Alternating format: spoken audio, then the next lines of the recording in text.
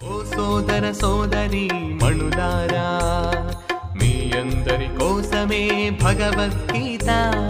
ఓ సోదర సోదరి మణులారా, నొసటి గీత మార్చేదే భగవద్గీత, నొసటి గీత మార్చేదే భగవద్గీత. ఎప్పుడైనా మనకు సాధారణంగా కనిపించేది ఏమిటంటే, ఎవరికైనా భగవద్గీత కావాలండి మీకు అంటే మా దగ్గర ఇంగ్లీష్ పుస్తకం ఉంది, భగవద్గీత కావాలని. కాదండి, మీ దగ్గర తెలుగు పుస్తకం ఉందా? ఎందుకు అంటే మా ఇంట్లో మా బామ్మగారు ఉన్నారు, లేకపోతే మా అమ్మమ్మ గారు ఉన్నారు, ఆవిడకి ఇంగ్లీష్ రాదు కదండి, ఆవిడ తెలుగు చదువుతుంది. నేను అడిగింది నిన్ను. నాకు ఇప్పుడు ఎందుకు లేండి, మా అమ్మమ్మ గారు చదువుతారు, తెలుగు పుస్తకం ఉందా అండి? మా బామ్మగారు చదువుతారు, తెలుగు పుస్తకం ఉందా అండి? మా ఇంట్లో వాళ్ళందరూ చిన్న ఆడవాళ్ళందరూ ఉన్నారు, వాళ్ళు తెలుగు పుస్తకం చదువుకుంటున్నారు లేండి. మరి నాన్న నీకు ఇంగ్లీష్ నేను ఇస్తున్నా కదా, నాకు ఇప్పుడు అక్కర్లేదండి. ఇది పరిస్థితి. తనకు అక్కర్లేదు అనుకుంటున్నారు ప్రతి వ్యక్తి. తమకు భగవద్గీత అక్కర్లేదు, ముసలి వాళ్ళకి కావాలి అని అనుకుంటున్నారు. ఎంతటి పొరపాటు పడుతున్నారు. అది వాళ్ళ తప్పు కూడా కాదు, వారికి ఎవరు చెప్పలేదు. నాయన, నీకు సుఖదుఖాలు అనే ద్వంద్వాలు కావాలా, జయాపజయాలు అనే ద్వంద్వాలు కావాలా? కాదు, నాకు అపజయం రాదండి, జయం మాత్రమే కావాలి, సుఖం మాత్రమే కావాలి. బాగానే ఉంది. ద్వంద్వాలు వద్దు అంటున్నావు, సుఖం మాత్రమే కావాలంటున్నావు, తర్వాత జయం మాత్రమే కావాలనుకుంటున్నావు. మార్గం నీకు తెలుసా?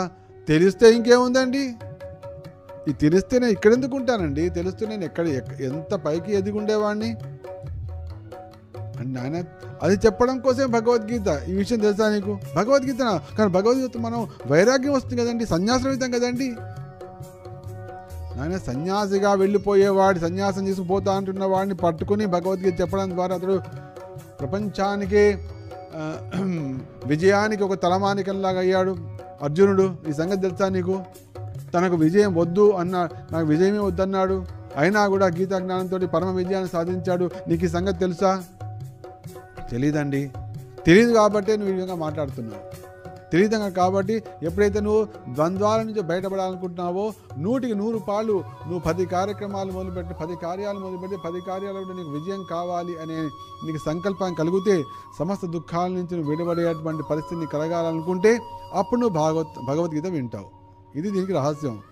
నీకు తెలియదు కాబట్టి నాకు అక్కర్లేదు, మా అమ్మమ్మ గారికి తెలుగు పుస్తకం ఇవ్వండి, మా బామ్మ గారికి తెలుగు పుస్తకం ఇవ్వండి, మా తాతగారికి ఇవ్వండి, ఆయన ఇంగ్లీష్ చదవలేదు కదండి అంటున్నావు. పిల్లల కోసం నువ్వు అన్నట్టుగా పిల్లల గురించి మాట తీస్తున్నా, పిల్లలకి ఇబ్బంది ఎందుకండి? నేనే పట్టుకోలేదు భగవంతుడు, పిల్లలకి ఎందుకండి అంటారు. అంటే నువ్వు ఎంత మూర్ఖుడివి, ఎంత అజ్ఞానివి. భగవంతుడు విజయాన్ని అందించడం కోసము, ఐశ్వర్యాన్ని అందించడం కోసము, అసాధారణమైన శక్తిని, నీతిని అందించడం కోసం గీతా జ్ఞానాన్ని ఇస్తే అది నాకు అక్కర్లేదు అనుకుంటున్నావు.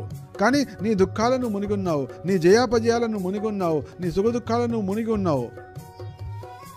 అయినా కూడా ఆచార్యులు కరుణ కలిగిన వారై అందరికీ చెప్పే ప్రయత్నం చేస్తుంటారు. విజయ పదమున సాగుదా